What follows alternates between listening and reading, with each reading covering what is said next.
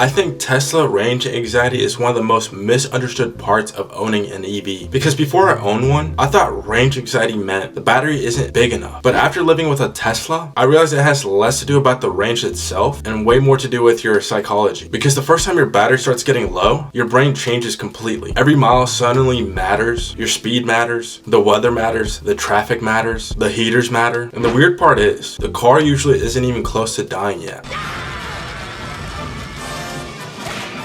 But mentally, it already starts feeling like an emergency. And I just think that's the moment where Tesla owners realize that driving an EV just feels completely different than a gas car. Because before I bought a Tesla, range anxiety was probably my biggest fear. And I think that's true for most people. Gas cars kind of trained us our entire lives to think one way. If you're low on fuel, you just stop at a gas station and problem solved. But Teslas don't really work that way. Because instead of empty or full, you start thinking in percentages. 80%, 43%, 19%, 6%. And eventually those battery percentages become part of your daily routine now, especially if you don't have a home charger, which completely changed the experience for me once I went back to college, because now I wasn't just driving anymore, I was constantly just thinking ahead. And honestly, that first real range anxiety hits a little bit harder than most people expect. I remember mine. I just picked up my Tesla. I was heading back home 2 hours away from Nashville back to Kentucky, and I was like around 43%, and I was like, we have to stop. I don't know if I'm gonna make it, even though I could have easily made it. Just having that reassurance that, you know, I'm gonna have more than enough when I get home, rather than just making it home with a little bit lower than expected, hits harder if you've never driven an EV and it's your first time picking it up, because your brain slowly starts calculating everything. Can I make it home? Should I slow down? Should I turn off the AC? How much range am I actually losing right now? And just that uncertainty starts messing with your head, because with gas cars, you kind of have a rough estimate of how empty really is. But with EVs, especially if you're new to them, you don't fully trust them yet. So every time it drops a percentage, it feels a little bit bigger than it really should. But in my experience, winter is where range anxiety starts feeling real. Because before owning a Tesla, I heard people online talking about that range loss constantly, but hearing about it to actually experiencing it and watching your battery drain faster than expected are two completely different experiences, especially on longer road trips. Everything just starts affecting the battery more.